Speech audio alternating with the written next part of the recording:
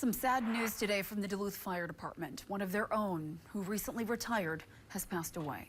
The department today announcing former fire equipment operator Steve Swanson died unexpectedly over the weekend. He had just retired in May at the age of 52 after 15 years with DFD. This photo shows a heartfelt send-off featuring nearly 12 Northland Fire, Police, and EMS departments escorting his body. According to Duluth Fire, Swanson's thoughtfulness will live on, as his last wish was to provide others the gift of life through organ donation.